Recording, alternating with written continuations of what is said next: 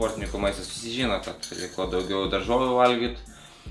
Aišku, mėsa irgi labai svarbu, nesu koks vegetaras, valgau, kaip pasakyti, valgau viską.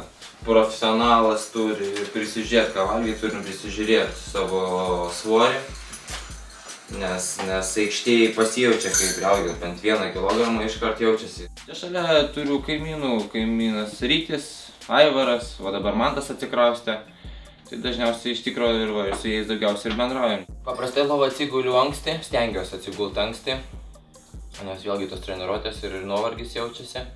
Bet užmigti iškart nesigauna, tai dažniausiai kartu žiūrim arba kokį filmą, arba serialą pasijungiam prieš miegą. Kartais būna, kad taip pavargsti, kad iškart grįždamas namo į lovą krenti ir užmiegi, ir miegi paskui pusę paros. Būna, kad kankinies ir visą naktį nemiegi.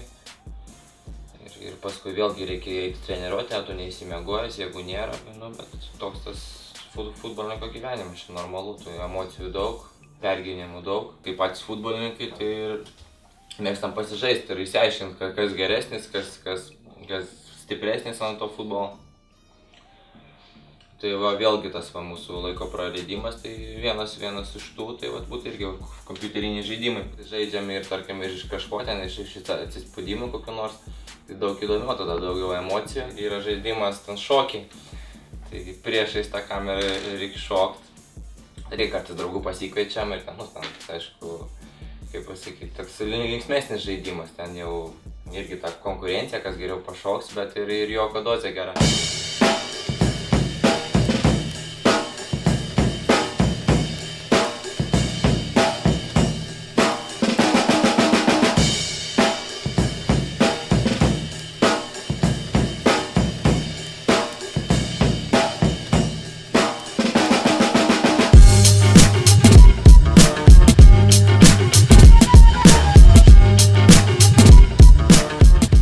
Padeda kažkaip kartais ir atsipalaiduot, kartais net ir užsivest, ypač prieš rungtynes. Bet aišku, jeigu važiuojam su draugais, tai labiau gal kalbamės, gal muzika tik dėl fono.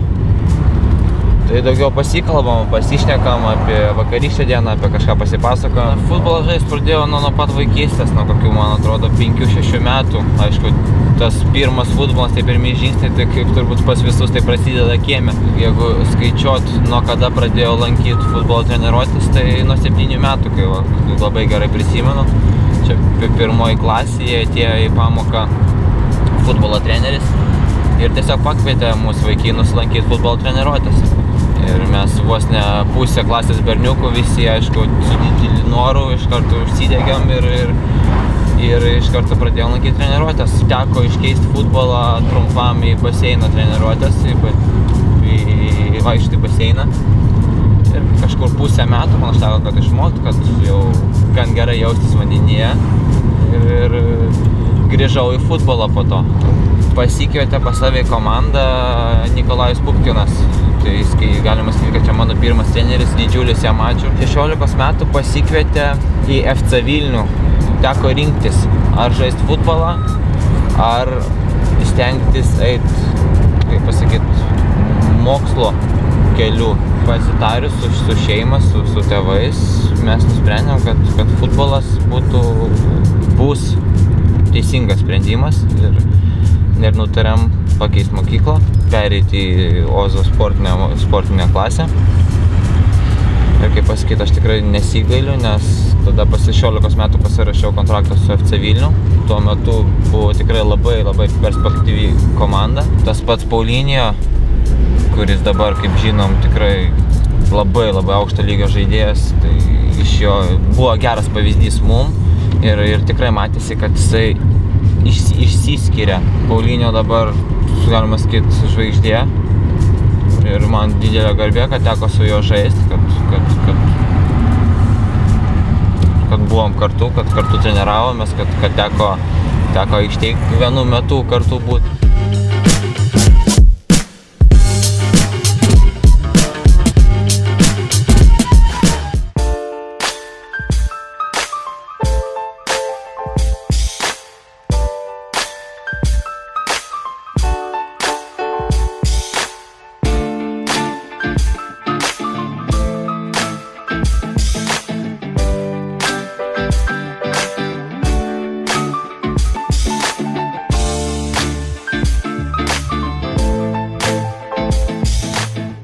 laiko pažįstu Artūrą, važiavom kartu į Žalgirį. Gausi taip netikėtai, kad kaip ir kaiminystėje gyvename. Tikrai rami asmenybė ir atiduodanti visą save aikštelėje ir aplamai matėme, kad per tam sezonę praktiškai buvo nekeičiamas žaidėjas. Tai yra kovotojas ir visų pirma, jeigu jisai turės kažką panašaus, kažkokį panašų sezoną kaip praeitais metais, aš manau, jisai ilgai Lietuvoje neužsibus. Nes, šiuo metu aš manau, jisai iš Lietuvoje žaidžiančių atraminių saugų jisai yra geriausias. Yra greitas žaidėjas, fiziškai gerai sudėtas, atlieka labai daug juodo darbo aikštėje, kurį ne visi pastebi. Jis labai daug atima kamuolių, nuo jo prasideda atakos. Tai žaidėjas, kuris, mano manimu, Lietuvoje ir Žalgirio komandai tikrai yra vertinama.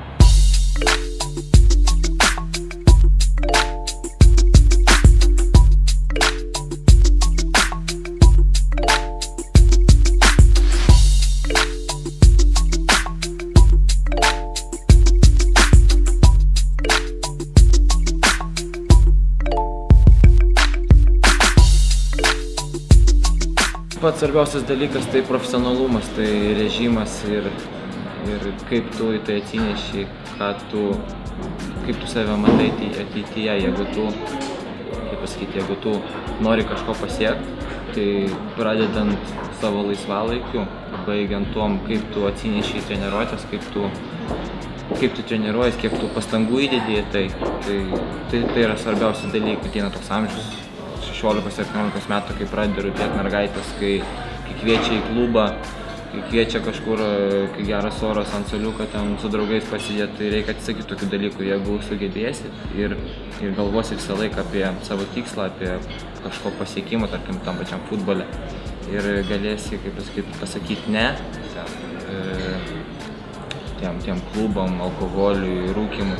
Tai tada iš tavęs gali iššauti ir žaidėjas, ir profesionalus sportininkas. Aš prisimenu, kai buvau 16-17, ateidavo toks laikas, kai norėdavosi ten,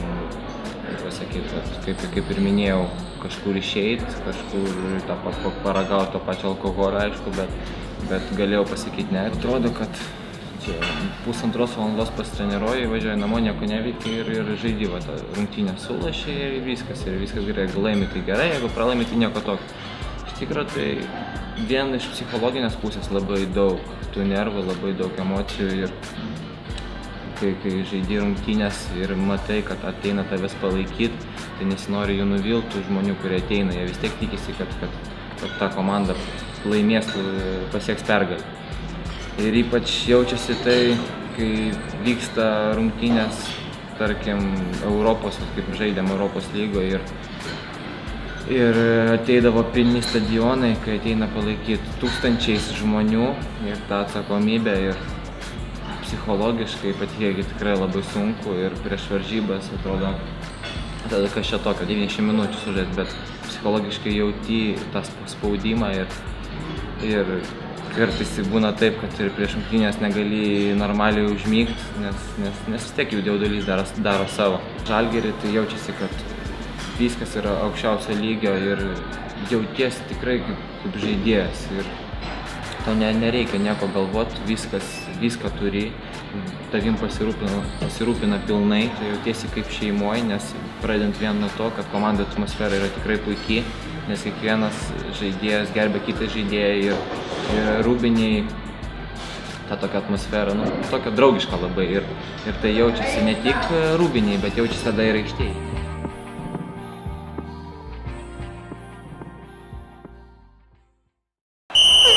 Top Sport lažybos. Top Sport.